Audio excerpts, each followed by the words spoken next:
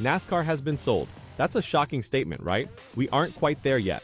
However, current speculations indicate that the France family is not averse to it. But how might that look? And what would it mean for the sport? Is NASCAR preparing us for shocking news right before the regular season begins? Since 1948, NASCAR has been privately owned by the France family. Private equity investment may cause this to change in the future years. The world of sports is changing, and America's top motorsports are ready to go global. Bill France Sr. started NASCAR many years ago, and his family has owned and operated it ever since. That is something that even the 23 Racing and Front Row Motorsports complaint cites as one of the reasons they believe NASCAR is monopolistic. President Steve Phelps discussed potential private equity investments in NASCAR and its global expansion aspirations with Adam Stern of Sports Business Journal. That would be a significant adjustment. I would suggest that 6 years ago, regardless of how PE, private equity, comes into sports in this big way, they weren't looking to the degree they are now at NASCAR, Phelps said to Stern. I've had many conversations myself with these PE firms who are looking to invest in race teams because they want to hear from someone who is outselling it. Where do you see this sport going? What do you believe the future to be? And they're buying what we're selling, which is fantastic. I believe that PE is good for our sport because they bring money, they bring expertise, and they bring sponsors in many cases. So those are all positive things for our sport. Private equity has become increasingly common in NASCAR. Teams have accepted investments from these companies. Legacy Motor Club recently established a relationship with Knighthood Capital Management. Is the France family really going to relinquish some of its power over NASCAR? It is difficult to imagine, yet Phelps speaks as if it is inevitable. 2025 is a significant year for NASCAR.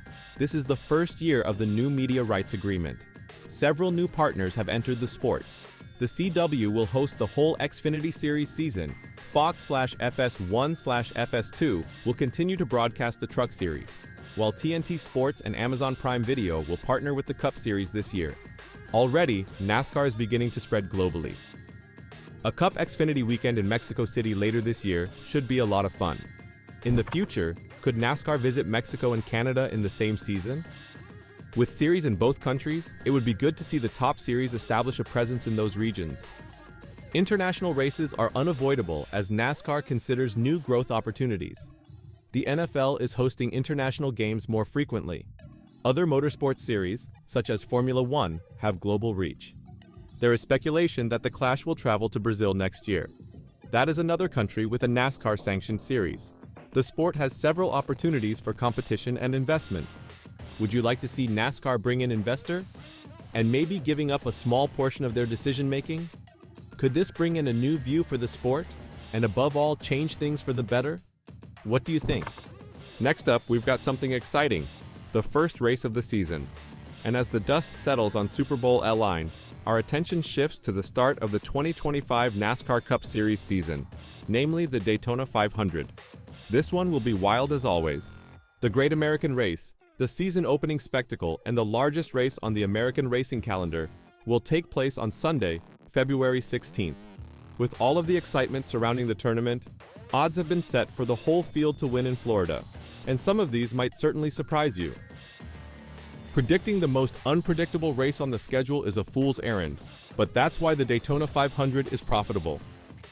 William Byron won last season, but who will win this season? See the full odds for each wheelman in the event below. Kyle Busch, plus 1,100. When it comes to predicting the winner of the Daytona 500, perhaps selecting the driver that wants it the most is the best option. That is why Kyle Busch currently has the best odds, as the Harley J. Earl Trophy is one of the few gaps in his impressive career. Busch came close to winning at Daytona last season, despite the fact that the Cup Series visited the track during the summer. Harrison Burton edged him out. Perhaps it will be the drive that propels him to his first Daytona 500 win. Denny Hamlin, plus 1,200. Denny Hamlin's career has been diametrically opposed to those of Kyle Busch. Hamlin has many Daytona 500 victories, but no championships.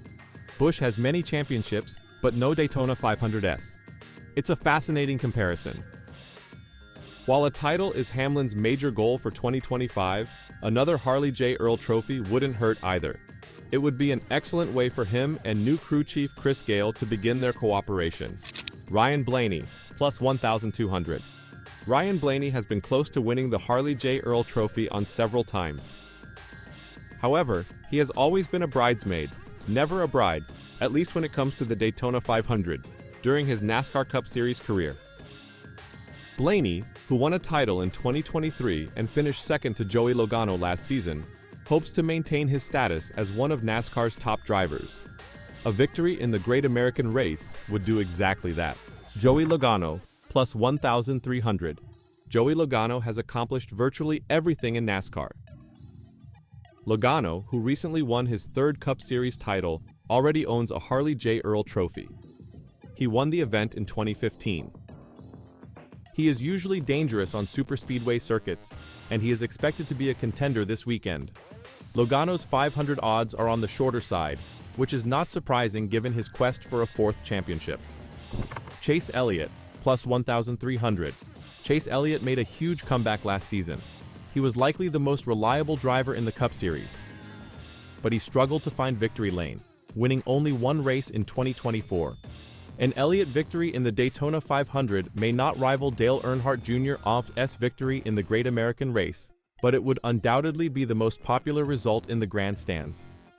We will see whether he can finish it this weekend. Brad Keselowski, plus 1,400. Brad Keselowski, like Kyle Busch, lacks a Harley J. Earl Trophy in his trophy collection. He won a championship and is doing well as a driver-owner with RFK Racing. Winning in Florida would be something remarkable. He has come close in the past, but Keselowski's notorious drafting tactics make him a divisive character at places like Daytona. He's an intriguing option though, and he's always a contender when the Cup Series visits the superspeedway. Kyle Larson, plus 1,400. Kyle Larson has not always been a contender on superspeedway courses. However, he has clearly improved his technique in recent seasons, and he now appears to be capable of competing for a win at a track like Daytona. Perhaps this is the season he figures it out and returns to victory lane to begin the season. He's done it before at a variety of different courses, and winning at Daytona would only reinforce his case as the best driver in the series. William Byron, plus 2,000. The winner of last season's Daytona 500 is one of the favorites to win again in 2025.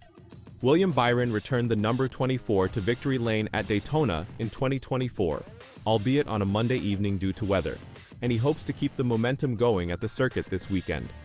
In each of the last two seasons, Byron has made it to the championship four, but he has failed to advance. A win on Sunday would re-qualify him for the playoffs, and the rest is up to chance. Simply ask Joey Logano. So who do you think will walk away with the trophy this weekend? Are you betting on any of these main men? Or are you expecting an outsider to win it all? Let me know your thoughts in the comments down below.